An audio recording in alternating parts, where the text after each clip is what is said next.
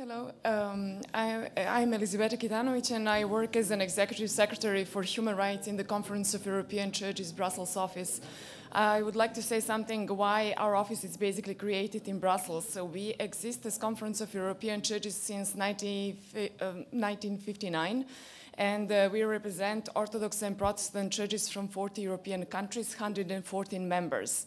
And this is one of the examples how a ecumenical organization can basically do something more in order to strengthen democracy, human rights, and rule of law in Europe. Our office is based here in Brussels in order to engage with European institutions, to have a permanent dialogue with the European Commission, with the European Parliament, with Council of the European Union. Our daily task is to meet and to look for information and to see how basically we can improve EU legislation in different thematic areas like social policy, bioethics, human rights, and peace and reconciliation.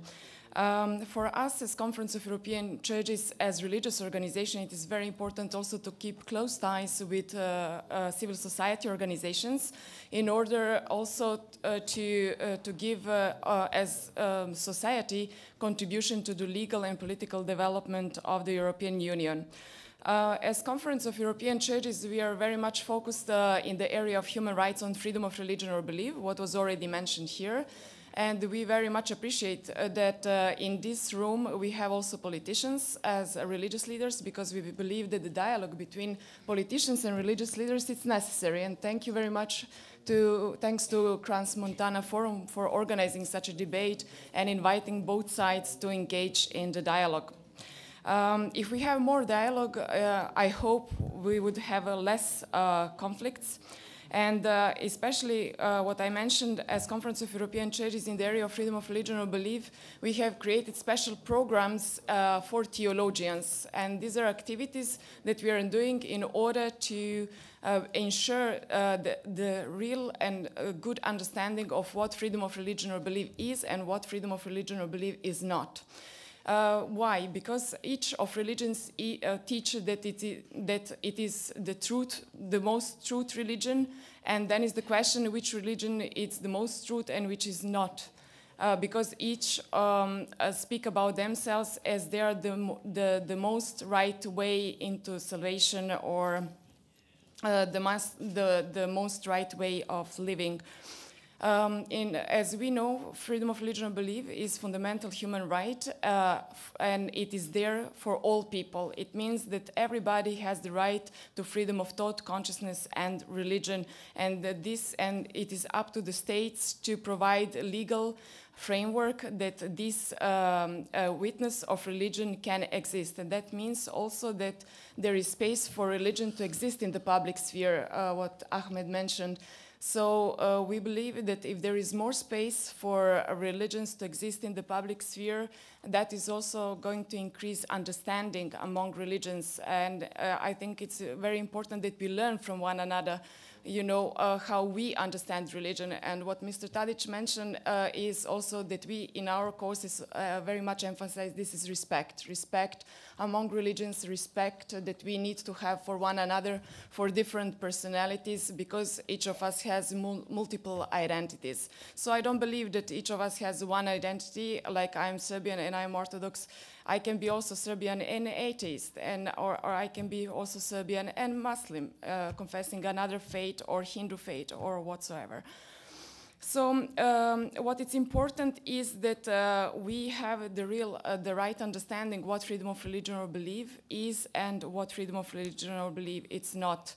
In our courses for theologians that we have created, we had in 2012 a very interesting project where we gathered theologians from the Western Balkans region in Novi Sad in Serbia, upon the invitation of the Serbian Orthodox Church, and it was very interesting to listen dialogues on human rights and the need and the wiping of people, of theologians who said, well, we need to learn more about human rights. We need to learn more about legislative framework. What does it mean being religious minority? What does it mean being ethnic cultural minority?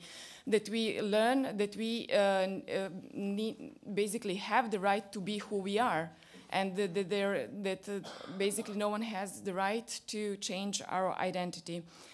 So one of the imams at that session said, why didn't we have this debate 20 years ago, before the war started in the Western Balkans? Why didn't we have more discussions on human rights and on freedom of religion or belief?